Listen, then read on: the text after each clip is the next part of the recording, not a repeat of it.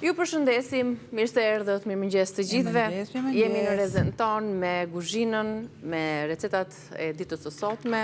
Më pas do të vijojmë me bisedën që kemi përzgjedhur të ndajmë me ju sot, por fillimisht ju prezantojmë me recetat që do të gatuajmë. Kemi një recetë kështu me ngjyra si recetë prezantuese. Ja po bëj pak pundore. Petat e tortilles janë më të mëdha. Që kanë me të shërë, edhe me fara. Unë po e sjell në formën e tavës që unë kam.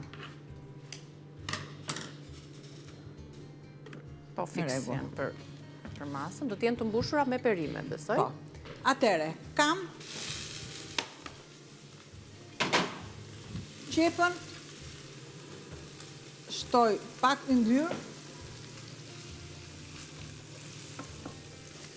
e gri rimët, direkt salsën. Dhe kur them kam qepën, për salsën kam qepën, salsën, salsën e domatës, pa tjetër që po, si kurse dhe thelpit e hudrës. Të thelpit e hudrës, direkt unë i pres në rondele, ose në disje, si të doni ju, dhe i kaloj në tigan. Si kalovat e kajo pajisja e kuzhinës që të bëhen si pure, sepse dua që të jenë të ndjeshme. Do të shtoj pak ose fare krip, në krahasim me masën që them gjithmonë, prandaj them më pak. Dhe e lë që të bëhet. E kaloj në një vatër tjetër, kapakun, dhe sjell në pah një tigan tjetër, një saus pan, sjell në pah një saus pan, hajde, një tigan të kuq. Pa tjetër që perimet, i kam zgjedhur që të jenë me perimet. Po ja ty themi edhe një çfarë perime na duhen për t'i mbushur? Specat, ja, direkt. Speca me ngjyra. Karotat, kërpudh, brokoli, misër, fasullet, çfarë mund të keni ju, nëse nuk i keni, nuk i shtoni. Por këto ju shtojnë shihen më tepër. Unë do thosha tabasco, por nëse ju nuk i keni tabasco, nuk i shtoni. Shtoni pak fare nardel me spec djeks. I jep një shije më ndryshe. Më duhet pana, shumë pak pana, pa tjetër një gjalp, sepse dua t'i kaloj direkt në skuqe, sikurse më duan dhe këto petët që i thash. Këto petë shoqërohen me djathën kaskavall sipër. I thash? I thashë të gjitha. Plot ngjyra receta e sotme. Do t'i ruaj se do vendos sipër. Edhe fillim me prerjen. Speci kuq, speci jeshil. Në fillim fare, mua më duhet të shtoj pak ose vaj. Nuk e lë që të më digjet vaj as gjalpi, dhe prandaj unë shtoj vaj që mos kemi djegjen e gjalpit, dhe shtoj direkt kungujt. Te kungujt nuk lë më njan edhe karotat.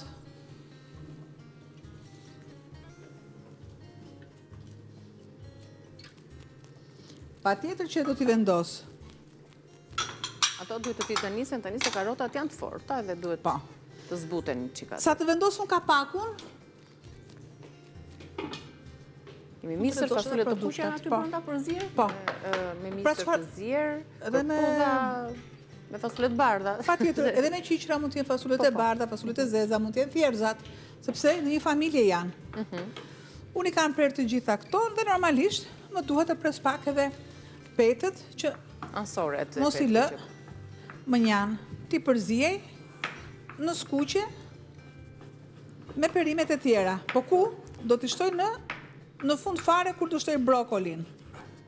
Po dhe këto që në kanë petë edhe të pasuruara me fara liri për shof, me të shër, me fara të tjera, fara rule djeli. Mund të merrni petët e byrekut, mund t'i hapni vetë. Unë i rash pak më shumë nga që ka produkte më tepër dhe prandaj i rash shkurt procesit parë. Dje që procesi parë është zënia e miellit. Nëse ju doni ta zini për shembull këtë miell, mund ta bëni edhe në formën e petullave të fshira, Po, shumë mirë. Mund ta bëni me miell integral, thekre. Thjesht mund t'i vendosin në tepsi dhe mund t'i bëni shtres i puna edhe llanikut. Pra keni shumë Alternativa.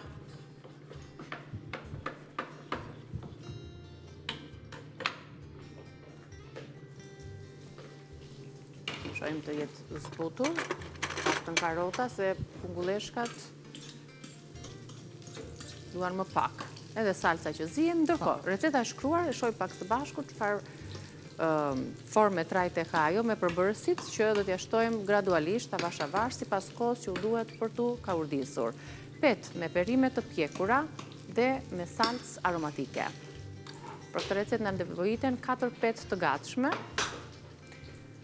djathë kachkavall i grirë, vaj ulliri, 2 thelpinj hudhër, 1 qep e vogël, 200 gram domate të grira, gjalp, një kungull mesatar, 2 speca jeshile dhe të kuqe, 1 karot mesatare, 2 kërpudha, 200 gram brokol, misër i zier, fasule të kuqe të ziera, pana gatimi 1 gjysmë filxhani, pak salcë tabasco, piper i zi apo bluar dhe krip. Te salca tabasco që ka të shijen pikante, ju mund të tërhiqeni ose mund mos e shtoni, por i jep pak më shumë lezet, pak më tepër shije, ja shton në total shijen e vet. Ja ne do t'i shtojmë 2-3 pika, kështu që kush ka probleme pastaj jo me stomakun, jo me tretjen, mund ta shmangi, por aq pak se do t'i shtojmë, asnjë problem nuk na sjell. Kjo është pra pet me perime të pjekura. Për petët do t'i zgjidhni, ka në çdo market, dyqan, pet të tilla, tip pjadinash, të cilat mund t'i përgatisni patjetër edhe në shtëpi. Tani më. Hop, shumë pak Ty te tigani parë tabasco, kemi qepën dhe salcën e domates, te tigani dytë kemi perimet. kaq, sepse djeg. Po. Një pikë e tillë është goxha pikante. Atëre.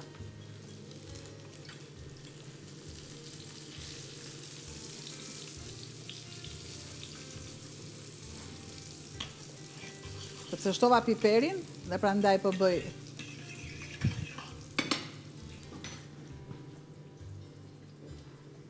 kërpudhat.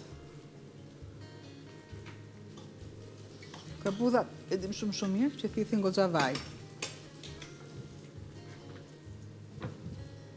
Shtoj specat që kemi prerë holl, specat të ngjyrsha. Sërish një përzierje.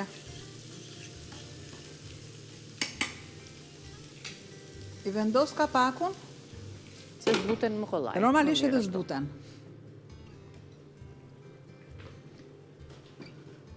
Do të shtoj Aty shtojmë edhe tabasco. 2 pika tabasco.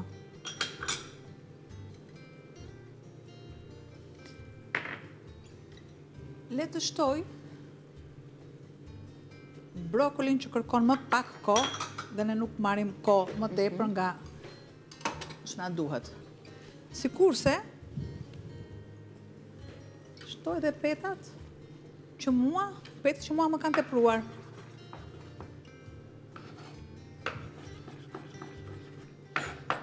Në copza.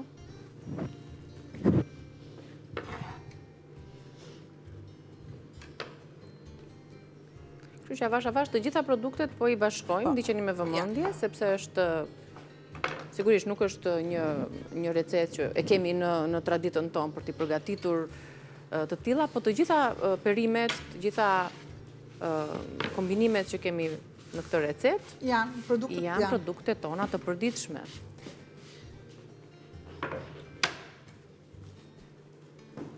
Bëj një përzierje. Dhe do t'i shohim tani këtu. Shiko, sepse nxehet. Edhe dim shumë mirë që brokoli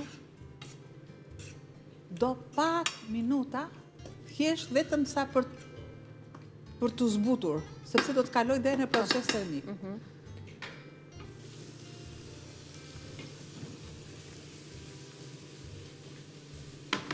Mbaj një lugë dhe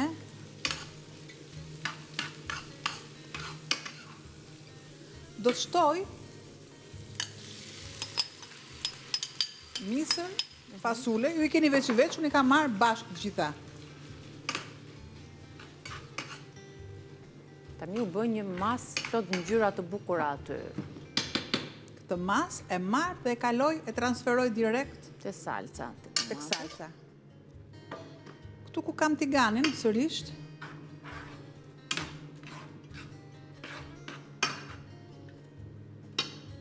do të shtoj pak fare në ndyrë. Po mendoja që edhe kështu siç është ky tigani plot ngjyra, nëse Patjetër. lëmë më njanë, është një lloj sallate e këndshme plot ngjyra dhe shishme dhe plot vitamina. Vendos, Pra petët do t'i kalojmë një çik në pa gjallë, dhe don nga të e gjallë? lashun. Kemi- Shishi, hajde. Petët aty i ke, po do duhet gjallë po se Një vaj e sekund, kemi prandaj dhe po? unë lash. Njëra pas tjetrës, i kalojmë çik të ngrohen dhe marrin dhe atë shijen e perimeve të gjalpit.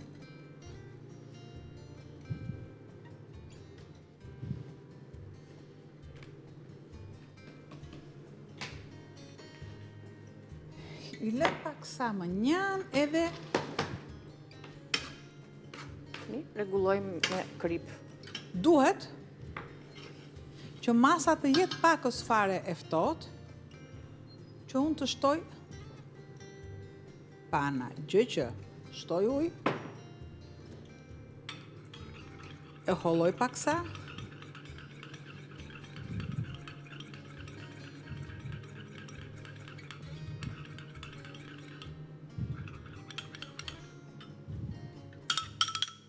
dhe e shtoj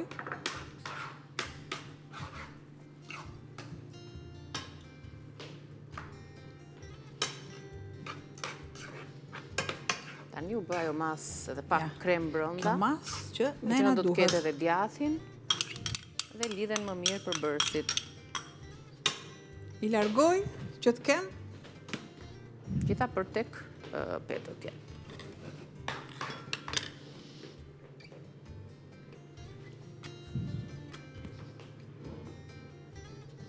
bëj dhe petat e tjera që unë mos të marr një lugë të madhe këtu. Që ta transferojmë atë mbushjen tek. Ju duhet një tavë thellë për këtë recetë.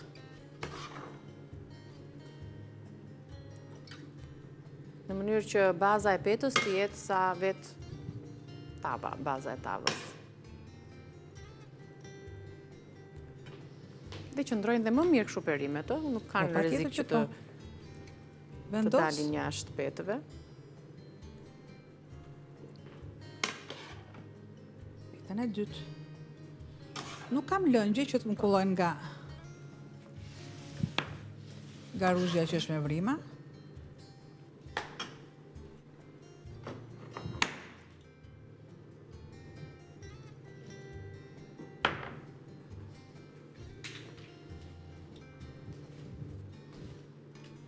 Një, 2, 3, 4, 4, 5, 5 është mjaftueshëm për të krijuar këto shtresat me këtë mbushje fantastike me ngjyra, me shije. Kjo salca, djathi gjithashtu që bën atë ngjitjen edhe lidhjen më të mirë të perimeve. Kur të shkrijë në furrë, sepse do ta vendosim në furrën e parangrohur, aty 200 gradë Celsius.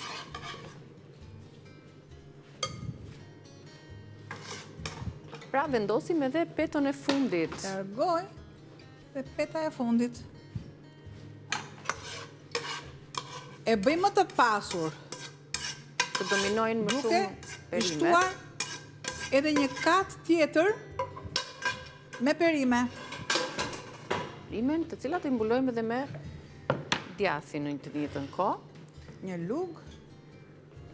Ky është hapi i fundit Ja. i kësaj recete. Provojeni, ta gatuani, mund të merrni petat të çfarëdoshme, edhe perimet. Shtresa e fundit që do të mbuloj të gjithën është pikërisht djathi i krirë. Djathi but, djath mozzarella, djath pice, që të mbuloj mirë dhe të krijoj atë shtresën e sipër me pak krokante. Pra nuk më duhet kem shtresa djathit të shumta, sepse është një djath që ne shumë e dim që shkrin, por që nuk duhet të sipërfaqen. E marr dhe e vendos në furrë me shumë dashuri dhe me përkushtim. Në furrë, ndërkohë një përsëritje të shpejtë të recetës, të peteve të mbushur me perime, përpara se të kalojmë tek receta tjetër dhe të bëjmë pauzën e parë. Ndërkohë, ju tregoj edhe një herë se çfarë përmban nga perimet kryesisht kjo recetë. Pet me perime të pjekura dhe me salca aromatike dhe pak shije pikante. Do të keni 4 pet të gatshme, kaçkavall, djath tjetër i butë, si të doni ju, të grirë, vajolliri i hudhër, një qep e vogël, 200 gram domate të grira, shtuar tek qepa që e ka urdisëm, përdorni gjalpin dhe shoqëroni dhe me vajin e ullirit, një kungull, 2 speca jeshil të kuq, një karot, 2 kërpudha, brokol, misër, fasule, pak pana, pak salcë tabako, krip, piper i zi, i sapo bluar që të ndihet aroma e freskët e tij. Mirë, bëhemi gati për recetën e dytë, ju presim pas pak. Mirë, jemi përsëri në kuzhinë, vazhdoj me recetën e dytë, pasi kemi vendosur tavën me petot dhe me perimet të piqen, tani vijojmë me një tjetër recetë. Do bëjmë qofte? Do bëjmë qofte. Faktikisht quhen Suzukajtë quhen. Por kanë edhe diçka. Më nuk të kam parë ndonjëherë. Se kam pyetur pin apo spindi? Shoqëron verën, për shembull apo. Nga dalë se do ta vazhdosh fjalinë. Po prandaj të lash. Po nga një gotë verë po. Unë nuk i preferoj as verën as gjë. Unë po nuk pata uzo. Po ti je një shtres më tej kufirit, domethënë. Është një raki duke pasur po ti vendosim në një staranis apo finokun, kanë atë aromën e uzos. Pia e Greqisë. Por i zbusin shumë mirë qoftet. I japin një aromë jashtë masë të mirë. Pra, ka mishin e grirë, do të shtoj. Do më thënë ti në këtë mënyrë e pi e konsumon uzo, në vetëm të që... Unë dehe me... Unë dehe me në fruta që jo... Nuk e tek mishi e pi këshu në gotë. Shtoj pak spezjeks. Po. Kumin.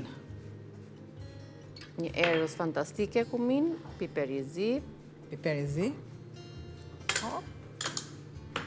Këto i largoj këtu, çfarë më duhen, do të shtoj. Pakës fare miell, pakës mesatare krip, normalisht edhe thelpit e hudrës. Pra, po bëjmë qofte, të cilave ju kemi shtuar uzo këtë herë. Tani, mua nuk më pëlqen t'i kaloj fare në rende, do thoni ju në rende të madhe, në rende të vogël, po ja, kështu, në thik, imët. Po them se është mënyra më e mirë për ta përdorur udhrën në kuzhinë, shtypja dhe prerja, kjo është mënyra më e mirë, sepse e kemi treguar dhe kemi thënë dhe stërthënë disa herë që kjo mënyrë aktivizon më së miri alicinën, që është të përbërësi substanca kryesore antibiotiku natyral që ne i themi për hudhrën, vetëm në këtë mënyrë, duke e coptuar, duke lënë për pak sekonda, minuta, dhe më pas e shtojmë tek kur flasim për taratorin apo tek sallatat apo në gatimet të ndryshme. Do të shtoj pakës... Çfarë të duhet? Nenegjik, mente? Nenegjik. Freskuse. Shtojmë edhe ujit, një gjethe të tillë, që e kemi të gjithmonë në këtë formë. Pak limon, kastravecë dhe nenegjik, e freskon dhe jep një aromë. Niki çdo mëngjes e ka kështu tabiat, huq, çfarë thoni ju. E do nga një kane me detox. Edhe mirë bën, faktikisht. Është një nga mënyrat për t'u hidratuar tani në verë dhe për t'i rizvendësuar ato që ne humbim përmes djersës. Freskët.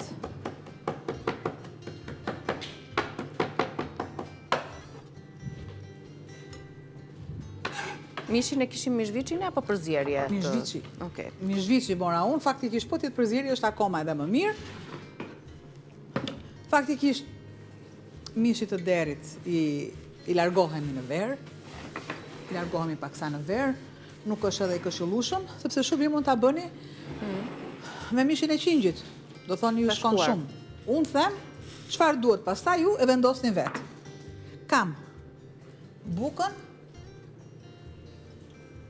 që e kam njomur pak sa me qumësht.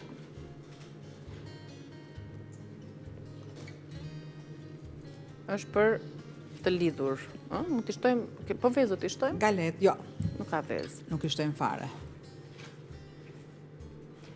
E përzijem brumin dhe sigurisht që çdo brum që përzihet, si ai me miell, si ai me mish, duhet të qëndrojë aq më tepër në rastin e këtyre qofteve që qëndrimi në frigorifer i bën ato më të lidhura mirë. Si të shikoni, shiko. Si të shikoni? Ja si është brumi. Po. Në masat e duhura kemi edhe tani do t'i japim formën. Do dhe pak krip, të laj pak duart.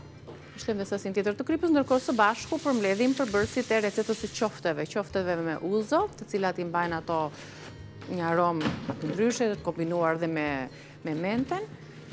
Ju duhet 500 gram mish i grirë viçi, 2 feta buke tull i zbutur në qumësht, 8 thelpinj hudhra të shtypura, 1 lugë gjelle kumin, 1 lugë çaj piper i zi, 1 lugë çaj piper djegës, 1 lugë çaj krip, 1 filxhan kafeje me miell dhe 1 gotë vaj ulliri. Pastaj vaj tjetër për skuqje, pasi të kemi përpunuar mirë brumin. Shtoj vaj. Sikurse dhe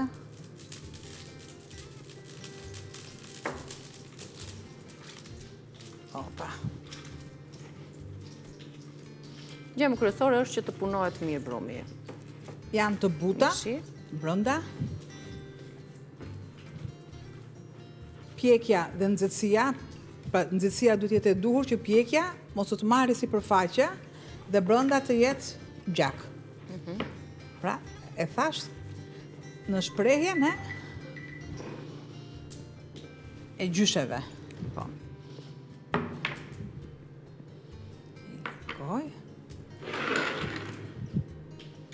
Gati është dhe vaj, tash do t'japim mira që të qëndronte, por në pa mundësi për të...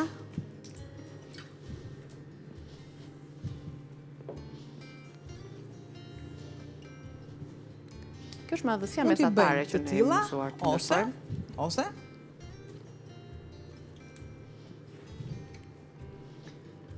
Sa një grusht? Më ndodhë që kur kam një sasi më të madhe të brumit të qofteve, i jap të formën, i vendos në grirje dhe kur ti kem gati për përdorim, thjesht i nxjerr pak orë më përpara për të shkrirë dhe për t'i pjekur ose për t'i skuqur. Kështu që të mos e bëni 2 herë punën, një rrugë 2 punë, themi ne. Sa kap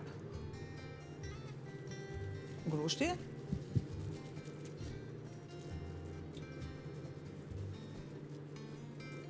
Nuk kanë vezë.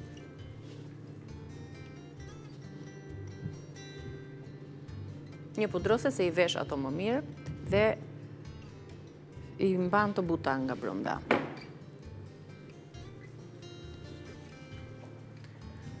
Këtu të petët janë fryrë, gjithashtu për shkak të rritjes së volumit brenda atyre të perimeve, është të marrë një masë më e madhe, o ta sillim për pak minuta për ta parë dhe ju anvisa rezultatin e recetës së parë të tavës me petë dhe me perime, ndërkohë i vendosim qoftet që të skuqen. Pra këto qofte faktikisht e mirat mirave është gjithmonë të kalojnë me patate. Pra nuk duhen qofte të holla, se janë kërnacka. Dhe çfarë shkojnë? Shkojnë shumë mirë me tarator, me tzatziki.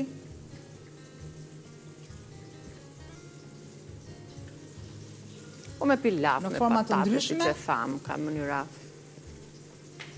Më edhe kështu si që janë? Me salca të ndryshme, salcë të kuqe, salcë të bardhë. Kemi sjellë në forma të ndryshme shoqërimin e qofteve. Vendosim e rëndësishme është edhe skuqja e tyre, që ato të mos tahen dhe t'i kthejmë nga të dy anët, marrin nxehtësim e duhur. Nuk duhet të ketë miell shumë, pra aq sa zë. Atë shkunde të turoset pak, po.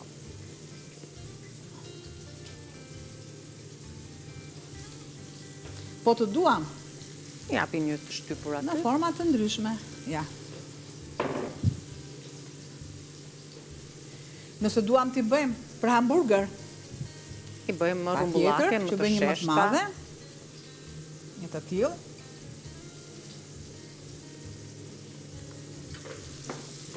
E mirave që siç ndodh me anvisat, kam përshtypjen ato që janë dhe pak më të ngarkuara me punë, absolutisht nuk e humbasin dhe shijen edhe aromën kur ne i ngrim për shembull. I kemi marinuar I kemi kështu, bërë dhe të ngrira. sanduiçin e vendosim aty. Me të njëjtën gjë kemi vepruar dhe me salcën. Po. I vendosim në frigorifer pjesën tjetër dhe përdorim një ditë tjetër, pra në rastin kur t'jemi në shtëpi, se ne kaq kemi, kaq mas brumi kemi që do ta skuqim të gjithë sasinë. I kthejmë që të mos digjen.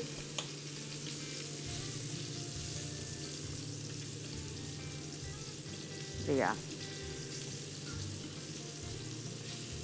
Mirë, pra, i lëm që të skuqen, ndërkohë lëm edhe pak tavën me petë dhe me perime, bëjmë një shkëputje me reklama, derisa të skuqen sa ç'duhet qoftet dhe do të rikthehemi pastaj me recetën e tretë.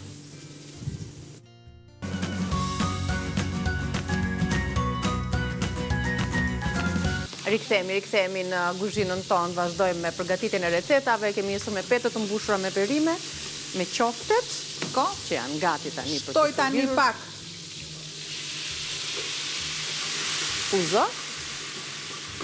I lë derisa Ta avulloj alkooli. ta avulloja, aroma e mirë, goxha. Po.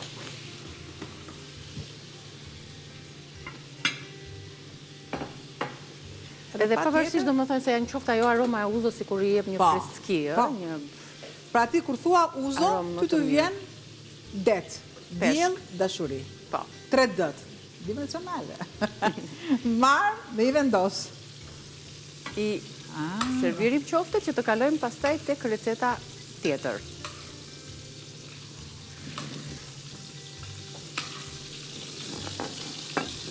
Me qënë se edhe qoftet janë gati, edhe tava është gati, kështu që le t'i vendosim të dyja mbi tavolinë, dy recetat e para Niki, që Të lutem, janë më merrte ca studuar. pomodorit vogla aty, Po. derisa unë të vendos.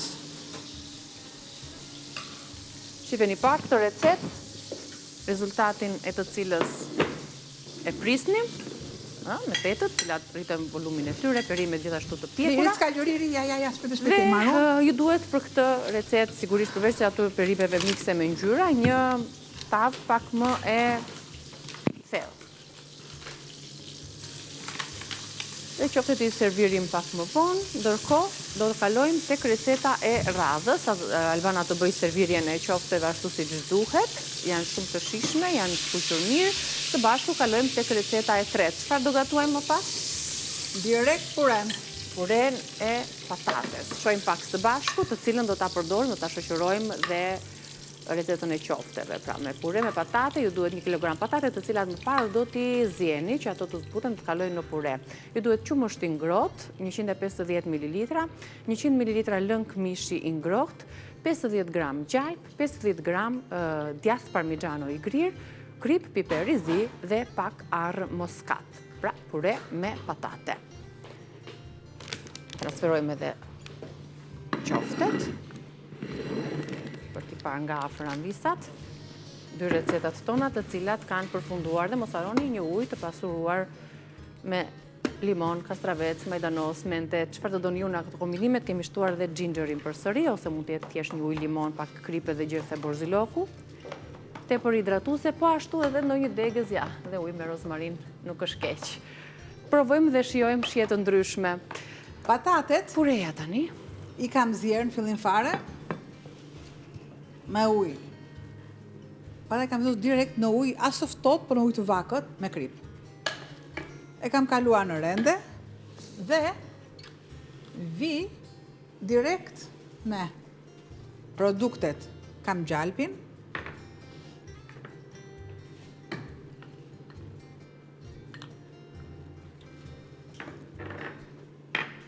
kripën, pakos fare piper, që të jetë në shijet e duhura.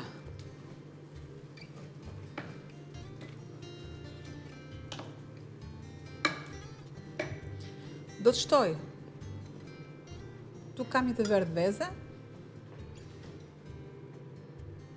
Pak spec të kuq.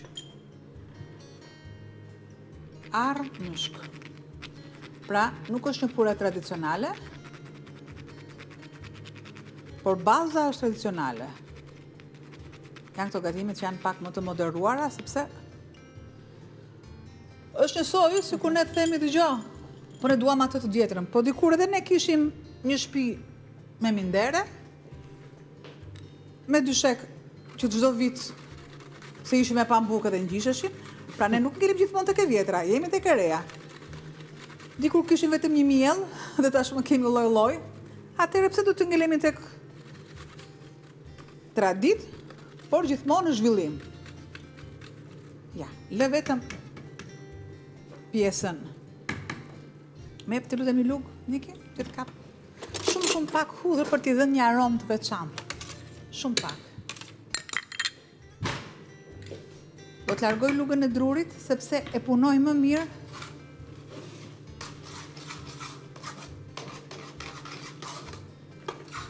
Komentoja këtë që po citoje, që vërtet kemi shkelin mbi atë tabanin e traditës edhe sigurisht po receta kuzhina evolon, siç ka evoluar çdo gjë. Por po mendoja sa më shumë lehtësira po na krijohen, aq më shumë po na rrezikohet shëndeti. Sepse janë produkte, shëndetësia nuk është pajisja, është produkti. Mirëqenia edhe Është komoditeti. produkti, është ndryshimi i klimës, është toka, që toka nuk ka më gjelbrim, toka është betonizuar, ku shkon? Erozoni ku? E pa pastruar. Këndotjen, eteri, ku është? Pra, o, zot sa zgjuar që jam, nuk flas me mbyllim direkt, se do filloj do them gjithpahire. Edhe pak minuta dhe na mbeti. Na mbeti Ku e pureja lame, pa ku na serviru. mbeti, vaj vatare mirë mileti. Atë do ta kalosh në grisë apo ta lëm ashtu në copza? Do të shtoj një të verdh veze, sikurse edhe djath. Pra vetëm të verdhën, që ajo e bardha të mos pikset. Ja. E largova nga nxehtësia dhe ne shumë mirë sa minuta kanë thuaj. E transferojmë. Ja, vazhdim mbyllim që të kemi një rezultat siç duhet, që ta kemi pranë tryezës me qofte. Sepse dua që të jetë e duhur, se është e kaluar vetëm nga rendja. Po. Ndaj thash që do ta marrja të formën trajton pamjen e pures, pak më e shtuar në erza. Rende thuaj, s'te u shpor hordhje huaj, rend or maraton o mak. Të poezit e gjata që cilat kemi mësuar në gjimnaz.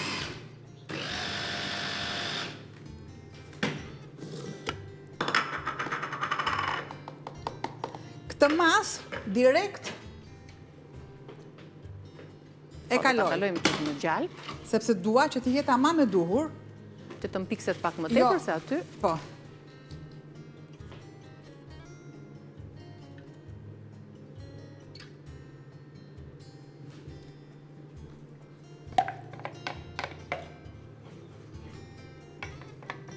Dhe ja, me vrapë, si maraton në maku. I largoj. Se u shtur një huaj se betejën dhe recetën shpëtua. E fituam. Edhe pak fare i duhet, pures për të marrë trajton e shishme.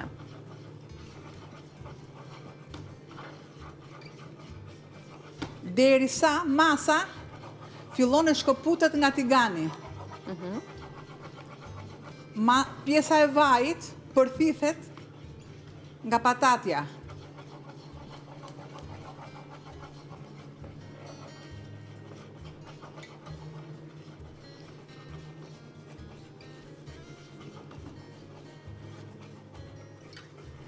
Dhe ja, do ta servirim. Jemi drejt fundit, do të servirim, të duhet të piper i kuq. Kam këtu.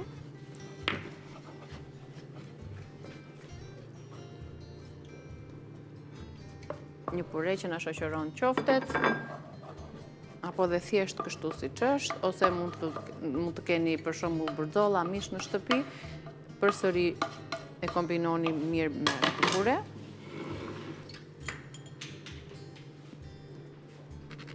Shtuar pak armyshk, një prekje të lehtë dhe natyrisht një pudrosje shumë e imët me po të duam ne, edhe përse mos të duam, shtojmë pak më tepër vlera duke i ngrirë disa arra.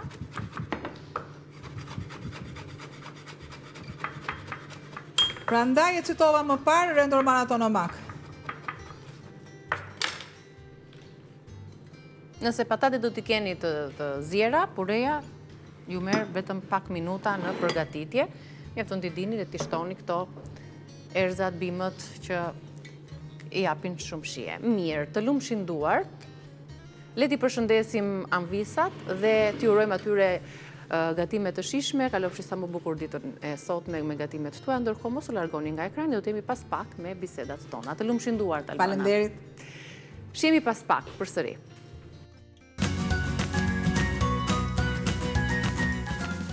Mirë se erdhët në Rezën ton, në studio jam me Rej Cankan. Ai është një djalosh 17 vjeçar, që ka shumë ëndra, si çdo i ri në këtë vend, që po lufton fort për të realizuar ëndrat e tij. E ka nisur me sipërmarrje në marketingun, ka pasion teatrin, i pëlqen shumë edhe teatri, kështu që të dyja këto ëndra, Rej, sigurisht dhe me ndihmën e familjes, por me rreth të parë me zhvillimin e tij personal, ai ka marrë pjesë në shumë trajnime, kështu që po punon fort për të arritur atë që ai dëshiron. Kështu që edhe një mesazh për brezin e rinj do ta marrim nga Rej dhe do ta njohim atë më thellë. Mirë se erdhe, Rej. Mirë se u gjeta. Kënaqësi.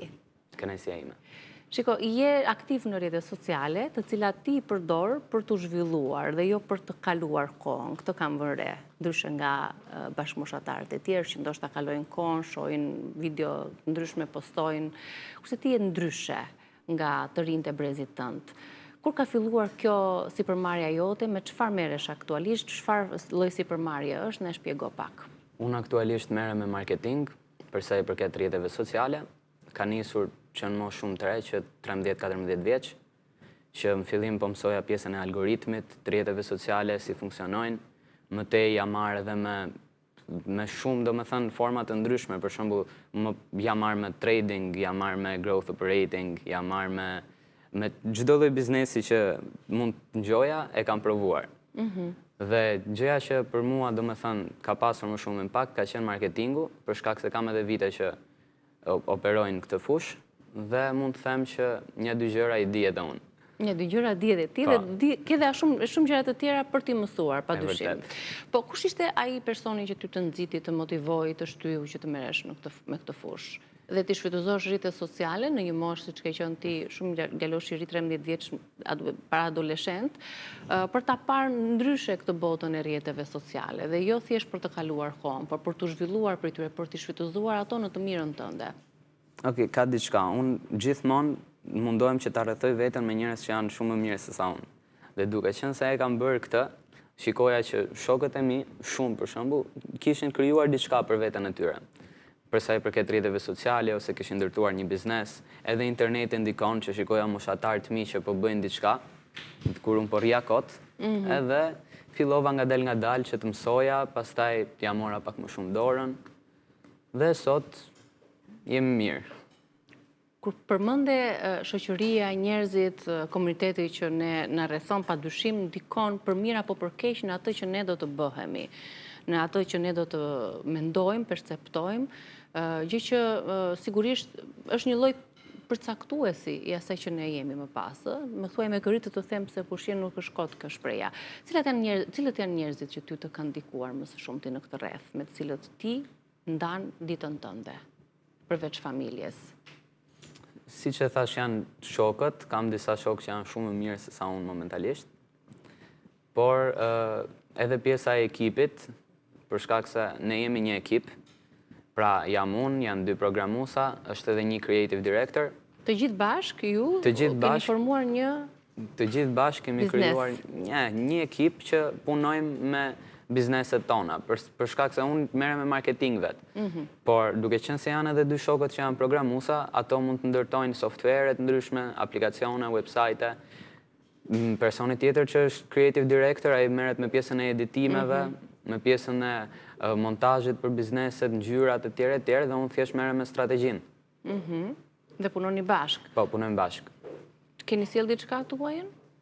Kemi sjell, për momentin punoj me personal brandet ndryshme, pra me njerëz aktiv në rrjetet sociale, që edhe ju besoj do t'i keni parë, po emrat nuk i përmendim dot, janë konfidencial. Edhe me pjesën e bizneseve, por gjithashtu ne tani po ndërtojmë një aplikacion për zhvillimin personal që besoj do vi së shpejti. Më tregu pak për këtë aplikacion, duke qenë se është një startup që ti e duke punuar fort për të dhe është diçka e re, ndryshe nga aplikacionet që kemi mësuar ti përdorim. Kur thua zhvillim personal, si do të ndihmoj aplikacionit të zhvillim personal? Unë e pash në fillim, kur nisa, shumë njerëz më thonë që jo nuk ecën zhvillimi personal në Shqipëri, për shkak se shqiptarët nuk duan të përmirësojnë, duan të shohin vetëm drama në internet e tjerë. Por kjo nuk është e vërtet. Ka shumë shqiptarë që duan të përmirësohen, ka shumë shqiptarë që duan të zhvillohen, dhe pse mos atë tregun që është jashtë ta sjellim edhe në Shqipëri. Dhe aplikacioni do jetë për sa i përket gjithë zhvillimit personal, pra pjesa e dijes, librave, pjesa e trupit, pjesa e lirisë financiare, çdo gjë do jetë e përfshirë aty brenda. Do jetë si një lloj komuniteti. I cili ofron cilën moshë? Të gjitha moshat? Po, zhvillimin personal ne të gjithë duam që të përmirësohemi pavarësisht moshës. Pikërisht, sepse ne për shembull mosha jon, mosha mund të zhvillojmë në veten tonë në çdo moshë potenciale të para më përpara. Ne për shembull mosha jon synojmë për lirin financiare. Mosha juaj do më shumë besoj stabilitet, shëndetin, dhe mosha vjetër fokusohet më shumë te zhvillimi i shëndetit. Kështu që çdo moshë e do zhvillimin personal, thjesht janë perspektiva të ndryshme. Është e vështirë në Shqipëri re të nisësh një sipërmarrje të re? Dhe cilat janë këto vështirësi, ose çfarë të është dashur ty të sakrifikosh për të arritur deri tani ku je? Do thoja që kudo është e vështirë, por një njeri të Zotit kudo që ta hedhësh do bien këmbë. Je i Zotit? Je jaft, ke ato kapacitetin e dur për ta çuar më tutje, çfarë të bën ti me vetbesim të plot? Do ishte shumë egoiste nga ana ime, po thosha që jam i Zotit. Për shkak se unë nuk jam mjeshtër, unë mësoj gjatë gjithë kohës. Çfarë roli ka patur familja? Të kanë ndihmuar, të kanë mbështetur në këtë hap? Familja, siç e kam thënë, kanë background financiar, edhe shumë nga termat, domethënë unë që i vogël kam qenë fëmijë shumë kurioz, dhe nga që kam qenë shumë kurioz, ngjoja një term nga prindrit, që janë të dy financiar, dhe pyesja sa më shumë. Edhe nga dal kam formuar pak a shumë atë fjalorin ose atë dijen e përgjithshme. Nda ana tjetër, ti ke pasion edhe teatrin. Për teatrin si ka lindur pasioni? Për teatrin ka lindur pasioni komplet rastësisht. Ka qenë një ditë ku unë ishin audicionet në shkollë. Kishte nis festivali i gjimnazeve. Dhe unë shkova të... Ti në gjimnazin Sami Frashi, apo jo? jam të Mbarove Sami Frashi. vitin e dytë. Mbarova vitin e dytë, hy për vitin e tretë. Dhe i kishin nis audicionet për festivalin teatror gjimnazeve. Unë shkova, po shkovëm si që jemi në çunat, shkovëm që të shikonim se çfarë bëhet, etj. Dhe kur po dilnin disa nga vajzat e klasës që ne kemi, ne filluam që po qeshnim, po i tallnim, dhe regjizori më tha të çohem unë, ta provoj me që po qesh. Unë çova e provova dhe u pranova, që ishte shumë e çuditshme. Dhe e nisa si për shaka, po nga dal më hyri shumë në zemër, edhe për momentin e gjej si një terapi ku unë mund të shliroj veten, futem në një botë tjetër. Duke qenë se ke edhe një vit për të menduar dhe për të zgjedhur më pas rrugën e studimeve universitare, do të jetë arte, do të jetë teatri pjesë e zgjedhjes tënde, ke menduar apo biznesi sipërmarrja? E kam menduar dhe unë futem në Akademinë e Arteve vetëm qofse brenda këtij viti unë ja dal që të siguroj diçka me jetën time, që të kem një plan B. Pra, shkolla të jetë një plan B për ty, pra artet. Po, e vërtet. Për shkak se sot është shumë e vështirë që të gjesh punë si artist. Plus që pikësunimi për sipërmarrjen, ku shikon re vetëm pas disa vitesh në këtë rrugë që ti ke nisur? Përveç lirisë financiare që thua, sfidave, sepse kur niset një biznes, padyshim që mendohet edhe më e keqja, edhe falimentimi, ose edhe mos çuarja më tej e tij, apo jo? E ke menduar, të frikson një gjë e tillë? Nuk më frikson. Unë mund ta nis nga e para, ko kam, jam 17 vjeç, kështu që edhe nëse dështoj me diçka, kam kohë plot që të rikuperosh. Po, për shkak të moshës dhe të mbështetjes financiare që ken nga familja, apo jo, se nëse një startup do të fillonte pak në një moshë më të madhe. Zakonisht ka biznese që ti nisësh nuk të duhen. A mund të niset një biznes pa lek? Mundet. Me çfarë? Nëse ti ofron shërbim, mundet që ta nisësh edhe pa investim. Të kanë thënë rej, për shembull, që po që të duhet ty kjo, se ti je i vogël, nuk doja dalësh. Po, pafund. Të kanë thënë. Pafund. Si e përgjigjur? Nuk është se më ndikon, them drejtën, për shkak se unë e di synimin tim, e di rrugën që do ndjek edhe thjesht do ta ndjek. Dhe ku e shikoja vetëm pas 5 vitesh, për sa i përket biznesit, unë e shoh dua të kem një përmbushje personale.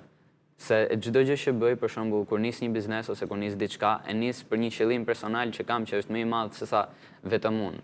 Pra, zhvillimi personal prek çdo shqiptar. Zhvillimi personal është diçka që edhe këtu duhet vi si treg. Dhe është diçka që nëse ti e ndjek, thjesht do përmirësohesh, nuk do të përkeqësoj për shembull siç është cigaria ose siç është këto bizneset e tabakove etj. Është diçka që njerëzve i bën mirë.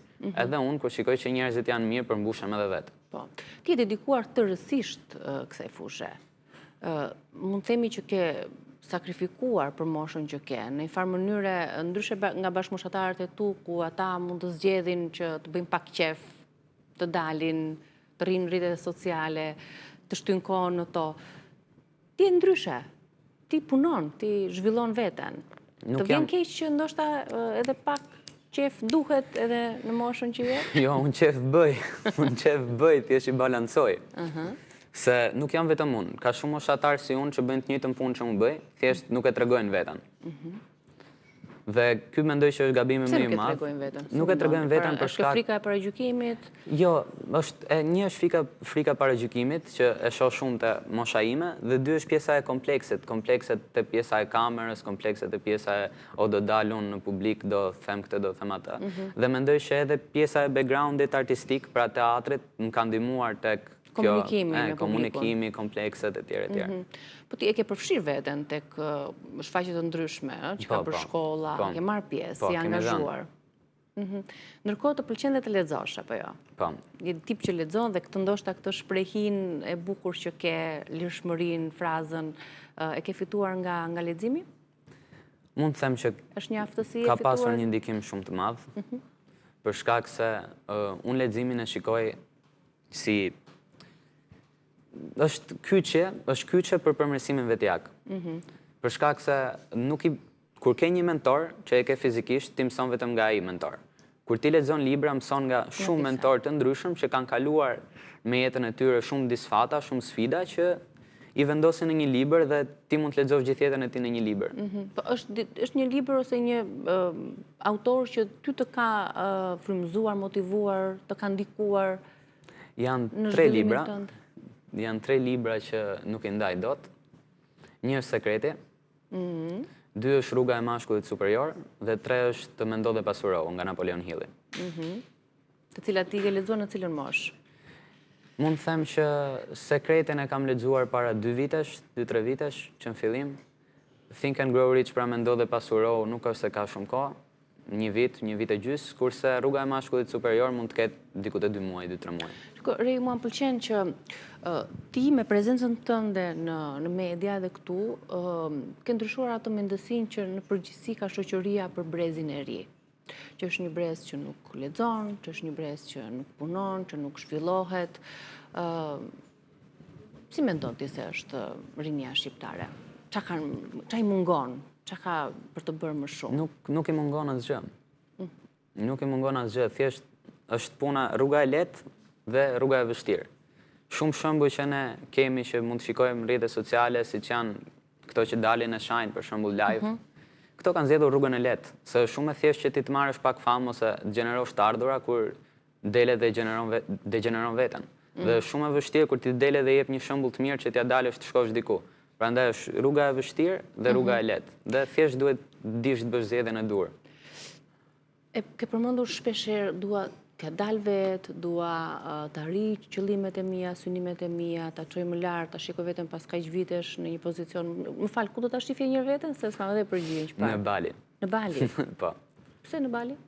Po, Jo këtu në Shqipëri, po në Bali? për shkak se Indonezia, pra Bali në përgjithësi quhet si vendi nomadëve digjital. Për shkak se ke një liri shumë më të madhe, kosti i jetesës është shumë e vogël, pra mundesh shumë thjesht që për aq sa këtu blen një garsoniere, atje mund blesh një vilë. Kush do të ishe ti nëse nuk do ishte marrë me sipërmarrje? Kur do ishte Rei? Qofse Rei nuk do ishte marrë me sipërmarrje, sot Rei do ishte aktor. Pra, këto të dyja janë paralelisht. Më thuaj pak, çfarë ka mësuar kjo rruga e sipërmarrjes, e marketingut që ti ke ndjekur prej këto vitet e fundit, atë që ndoshta këto vitet e shkollës nuk ta kanë dhënë ty si Rei? Sipërmarrja ndryshe nga shkolla më ka mësuar që ne nuk jemi të gjithë njësoj. Pra në qoftë kur ne shkojmë shkollë, provimet kemi 3 kafsh, një majmun, një gjiraf, edhe një nuse pashk, kush e hyp emën i pari. Normal që do ta hypi majmuni emën i pari. Se ne të gjithë jemi ndryshe, pra unë kam një aftësi që dikush tjetër nuk e ka. Dhe është shumë keq nëse ne testohemi me të njëjtin provim. Absolutisht. Ti do t'ja arrish apo të bësh një shkollë për shembull arti apo një fakultet tjetër për veten tënde, për zhvillimin tënd, apo se do të bësh krenar familjen tënde, apo të bësh diçka që ato duan për ty? Okej, tani. Për sa i përket arteve, unë artet e shikoj si përmbushje personale. Për shkak se kur unë merrem me art, një pjesë e ime çlirohet, futem në një botë tjetër, është një realitet tjetër. Dhe për sa i përket pjesës universitetit, për shembull për informatik, biznesi ose administrim, këtë më shumë për të bërë krenar prindrit, për shkak se nuk besoj që për sipërmarrje duhet mbarosh një shkollë, është një aftësi që mund të zhvillohet edhe vetë me provojë. Sa optimist është Rei për moshatarët e tij, për brezin e ri në Shqipëri? Shumë. Shumë, siç e thash, unë kam shumë shok dhe njoh shumë njerëz që janë rrugën e dur, zhvillojnë veten, kanë gjetur një punë, punojnë shumë fort, dhe jo vetëm miqtë e mi, po edhe shumica e moshës time e them me plot gojë që punojnë fort. Por këta të rinj janë aty në shesh, protestojnë, janë të pasigurt. Janë të pasigurt për shkak se nuk është faji i rinisë, është faji i sistemit. Një tjetër përballje jotja, të cilën ti e ke kaluar me shumë vullnet, por që të ka mësuar shumë për veten tënde, të ke njohur një vete tjetër, është pikërisht sfida me peshën. Le të shohim një foto fillimisht në ekran të Rei dhe më pas do ta komentojmë se si arriti të rrëzoj sa kilogram? Eksaktësisht? 30, pak 40. Këtu ke qenë sa vjeç? Tek fotoja e parë, ku kam qenë i shëndosh, domethënë, aty kam qenë diku te 13, 14, diçka e tillë. Mirë, është mosha ku edhe në çik ushqimet. Po, kishte vite që u akumulonte. Kur erdhi ai momenti që ti the do t'i rrëzoj këto kilogramët, do të psohem dhe pse? Ishte çështje shëndetësore më tepër, çështje e pamjes tënde? Ishte çështje shëndetësore. Unë po e shikoja që frymarrja, kisha probleme me frymarrjen, në të ecur, dhe edhe pjesa e shoqërisë që mund t'isha ai boli i grupit që ndikoj. Të lëndonte kur ty të thrisnin kështu? Po, lloj bullizimi për peshën? Deri diku po, por që edhe vjen një moment që bëhet edhe normale, që të ngjitet kështu si nickname, po thjesht më vinte inat që pse unë, pse s'po ndryshoj unë. Dhe e mora pak personale. Që këtu fillon, këto hapat e vegjël, që shpesha apo një ndryshim tjetër për përmirësimin e vetes. Kryesorja... Ti u dobësove për veten, jo për të tjerët, apo jo? Kryesorja, për shembull, çdo nisje vjen nga një pyetje. Prandaj, mendoj që kur ne të gjithë ulemi edhe pyesim veten për vendimet që kemi marrë në jetë ose pse jemi këtu ku jemi, reflektojmë.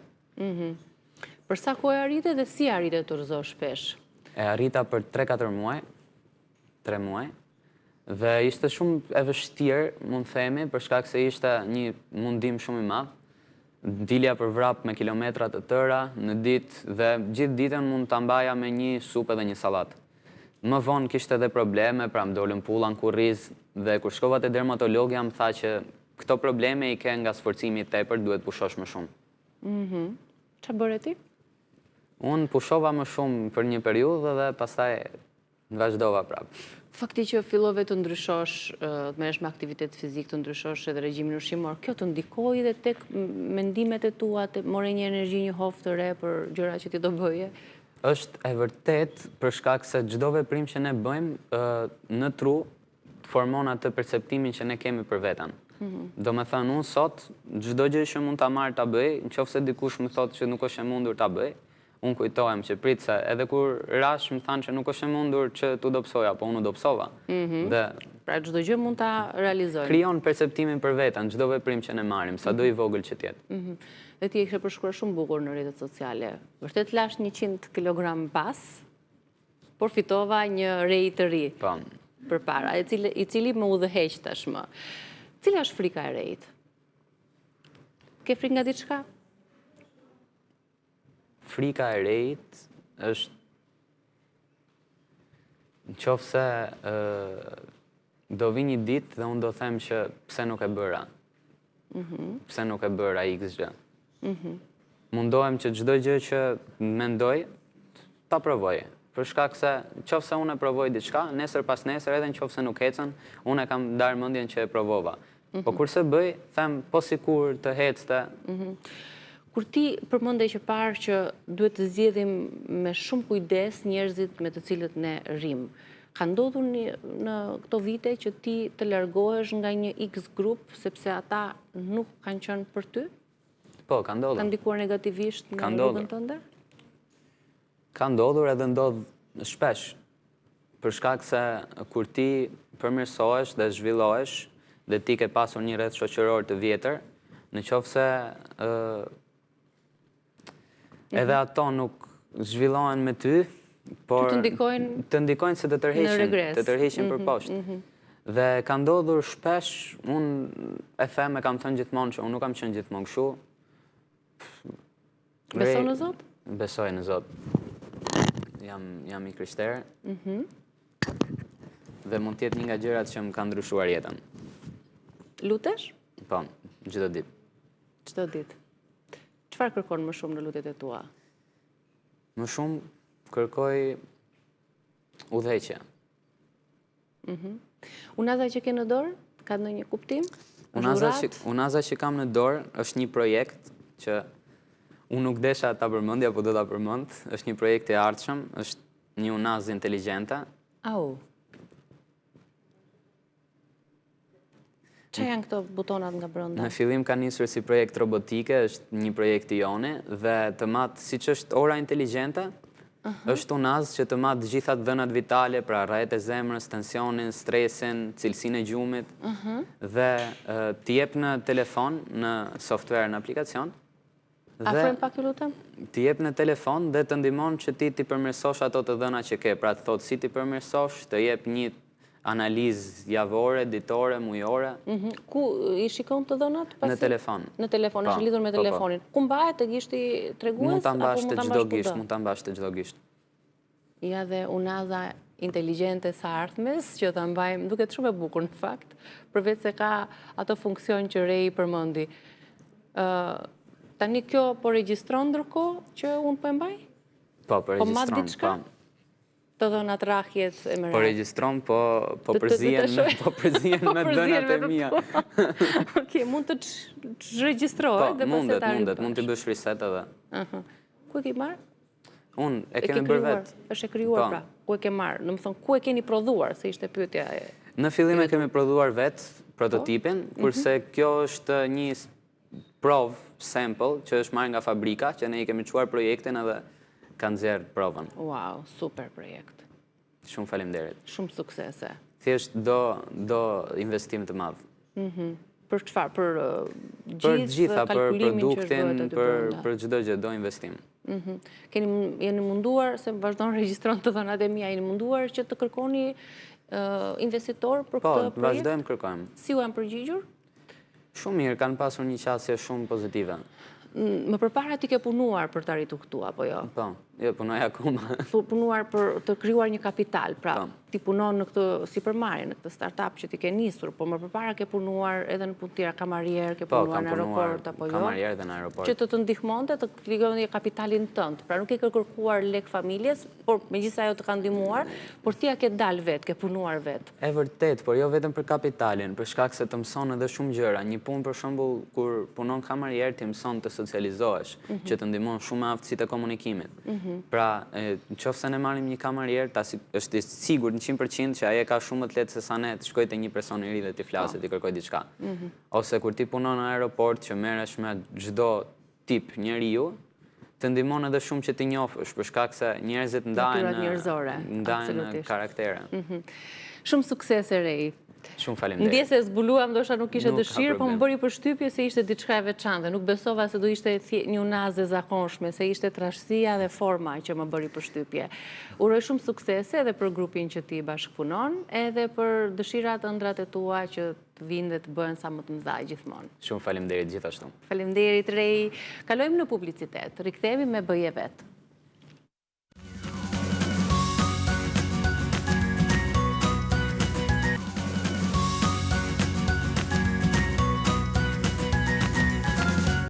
Kemi mbërritur në rubrikën tonë të përjavshme dhe shumë të dashur Bëje Vet me Stella. Mirë se erdhe Stella Nikola. Mirë se u gjeta.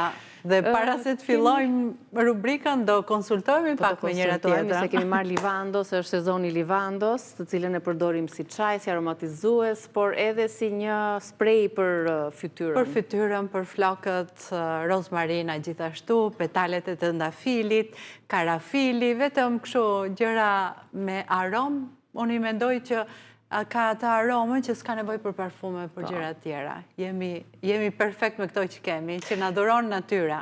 Pra, siç e kuptuat, do të përgatisim disa spërkatës fytyre, të cilat jo vetëm do të na hidratojnë fytyrën, do të na e freskojnë atë, do të na lënë një aromë fantastike. Lulesh, unë do thosha jo vetëm për fytyrën, po dhe për flokët. Kështu që një rrugë e dy punë. Një rrugë e dy punë. Me ato që ne përmendëm, pra me bimët që përmendëm, me livandën. E nisim me livandën se e kemi të freskët sa po mbledhur. Më vjen keq kështu ta prek tani, ta prish këtë tufën e bukur, por që ne kemi marrë disa kontenitor dhe kemi dhe më kollaj për të i përdorur si për fytyrën dhe për flokët dhe na duhet livando, rozmarina, lëngu i rozmarinës dhe këto petalet e trëndafilit.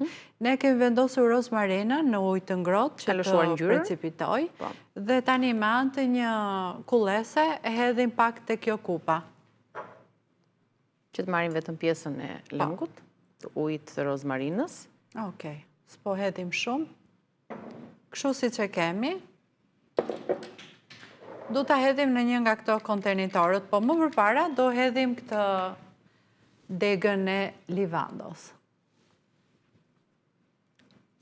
Vendos dhe një tjetër, se duket më bukur. Do bëjmë edhe kështu, të jetë edhe artistike. Po, edhe duket edhe bukur. Edhe kur e mbajmë atje të çanta jonë pastaj. Petalet do t'i hedhim kësaj? Do t'i hedhim petalet e trëndafilit, ja ku i kemi.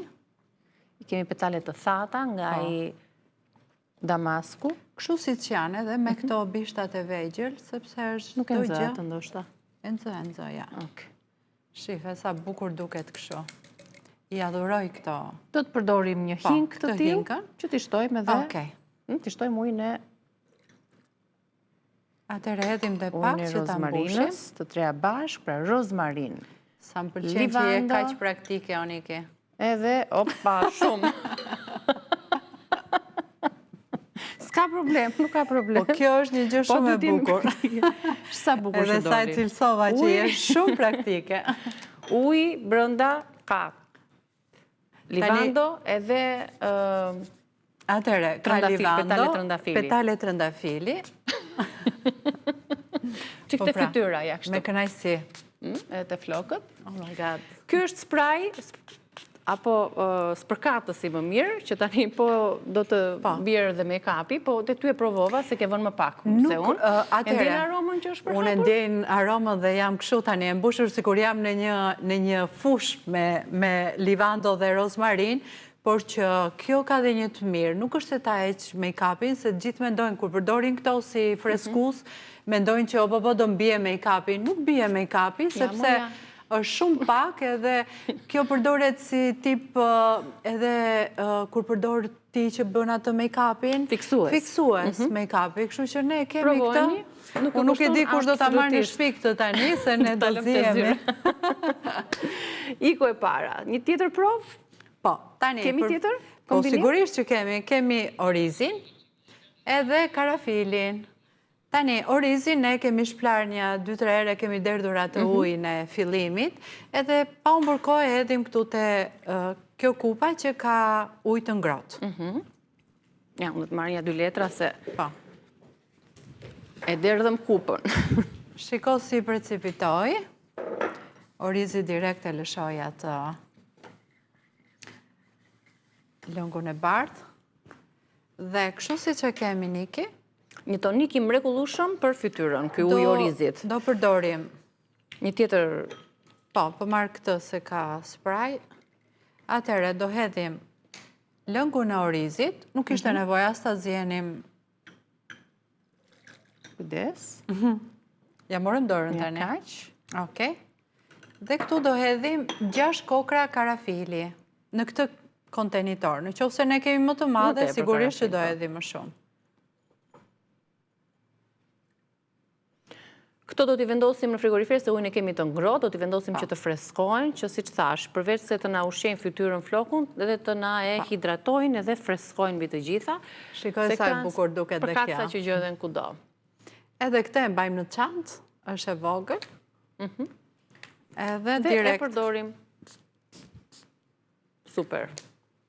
Tani, ndoshta nuk është ai rezultati direkt, sepse është me ujë të ngrohtë, po do t'i vendosim në frigorifer. Sigurisht që ajo të qëndroj pak më tepër, do precipitoj si karafili edhe lëngu i orizit. Dhe kemi dhe një recetë të thjesht fare, pa lëngun e orizit, thjesht me ujë, edhim direkt te ky kontenitori. Ujë me karafil që është dhe një anti-inflamator për fytyrat të cilat kanë akne, për fytyrat me puçras. Përkaten një herë pas here dhe puçrat do të qetësohen, sepse duke qenë se vepron si anti-inflamator karafili, ndihmon që ato të mos infektohen. Tani tu do hedhim më shumë karafil. Nuk është se ka nevojë për numër. Hidhni mjaftueshëm që të precipitoj edhe të marrë atë aromën. E tundim pak që të lëshohet më mirë dhe aroma. Edhe kjo është shumë e thjesht, ujë me karafil. Jeni për disa orë të tëra, mund t'i vendosim një degës ndoshta dhe livando për ta theksuar dhe aromën, si të doni ju, por e rëndësishme është ideja që vlen më shumë. Ja, po e bëjmë më të bukur kështu. Spërkatës, hidratues për fytyrën. Këta të 3 për fytyrën dhe për flokët. Pra, mos harroni mund t'i përdorni edhe tek flokës, do mos livandon, trëndafilin dhe rozmarinën, që ndihmojnë shumë mirë edhe për trashjen, shëndetin e flokëve, edhe në rrojnë me ujnë e rozmarinës është ideale. E kemi thënë që sigurisht që këto kanë një efekt, sepse direkt ne na freskuan fytyrën. Por ka dhe një benefit dhe një feedback shumë të mirë, sepse këto dhe na i ushqejnë. Efekti është nga daltë, si që kemi thënë gjithmonë. Por nëse është sistematik, është dhe me rezultat. Ka rezultate. Do t'i lëm një javë gati, 5-6 ditë kështu, pastaj do t'i ndrojmë ujin edhe bimët. Sigurisht edhe përdorim prapë. Edhe bëjmë prapë, na mori apo s'na mori 10 minuta kohë, ose më pak. Mirë. Të mbaruam me spërkatësa, tani do të tregojmë një kombinim në krem për femrat e plasaritura. Problematikat, sepse... E grave kryesisht, për dhe të këburat. Tani ne kemi filluar që veshim këto sandalet, po kemi filluar plazhin, rëra, dielli na i than këto femrat, na i plasarit, dikush që punon, pesha, gjithashtu ndikon. Tani, përveç se tani kripa dhe rëra i thanë, por me vaj kokosi ato kthehen si lëkur bebe. Edhe unë them që natyra ne na ofron shumë opsione. Në momentin që ne dalim, jemi më të ekspozuar, vemi në plazh, natyra ka menduar përveç se ai deti na bën mirë noti të gjitha, por dhe të na ushqej, të na i kalit trupin. Të njëjtën gjë bën dhe është një terapi sikur ti vete në një qendër estetike, sepse si rërën ti e përdor si skrab, kripa ta than lëkurën, të heq ato lëkurën e vdekur, por që me një vaj kokosi ne jemi shumë mirë. hidratojmë. Tani, për vetë, nuk e kemi luksin të ikim në plazh ditë për ditë, sepse në punë jemi, e të gjitha me radhë. Mund të bëjmë një Para përgatitje të këmbëve. ose sikur kemi vajt në një qendër estetike në shtëpi. Që të thotë, në legend do t'i zhysim këmbët. Këmbët do hedhim ujë të vakët dhe do hedhim sot buke dhe krip. Kripën si ta keni, të trash, të hollë, nuk ka problem. Edhe sot buke hidhni mjaftueshëm. E shikoni vetë. E mira është të jesh gati gjysmore, të rish me këmbët aty. Do e tresim pak këtu ujin. Do vendosim këmbët në legen me ujë me sodë dhe me krip, në ujë të vakët. I mbajmë aty për gjysmore, në mënyrë që ato fillojnë të zbuten, edhe ushqehen. Dhe pasi i kemi tharja, po e tres pak. Nuk ka nevojë të shplahen. Do vendosen këmbët këtu, se vendosa duart. Që ndrojnë gjysmore këmbët. Tani ti po deshe mund të vendosësh një këmbë. Nisë duart, se ka dhe gishtat pasaritura. Kështu që ta vendos njërën këmbë? Po, njërën këmbë. Po duhet ishte legenimi ma, se kam 39 këmbë. Tasi. Më pas i kemi tharë. I kemi tharë, nuk ka nevojë të shplajmë, do përgatisim një si tip kremi. Atëherë, kremi do të përgatisim, si gjithmonë, vazelina është e para, kryesorja. Do hedhim vaj kokosi, janë të gjitha produkte, po t'i shikoni, zbutës. Ushqyes pastaj edhe mjaltin. Ja, po marrë një luk tjetër, edhe një luk mjalt. Do me thënë, kemi hedhur një luk vaj kokosi, një luk vazelin dhe një luk mjalt. Okej. Do t'i përzjejmë. Këto do t'a përzjejmë, do betë si pastë. Ja. Të cilën do t'a aplikojmë të themrat e këmbëve. Do t'a mbajmë, madje mirë është që t'i mbështjellim themrat, t'i mbështjellim këmbët ku kemi qarje, dhe t'i mbështjellim me atë letrën e telefonit, me qese, dhe t'i lëmë për gjithë natën. Në mëngjes pastaj shohim rezultatin. Unë të them të drejtën, nuk e përdor me atë qesen e telefonit, sepse të duket sikur i merr atë frymën, unë vesh thjesht çorape pambuku. E lyej mjaftueshëm, e lëm 10 minuta që ta përthith lëkura, dhe në qoftë se ne mundemi të flëm me çorape pambuku dhe me këtë kremin. Në mëngjes, u bë kremi gati në kushtet e shtëpisë, me kokos, me vazelin dhe me mjalt. Ju zgjidheni vetë, dash vishni çorape, dash qesen, mbështjellja e themrave.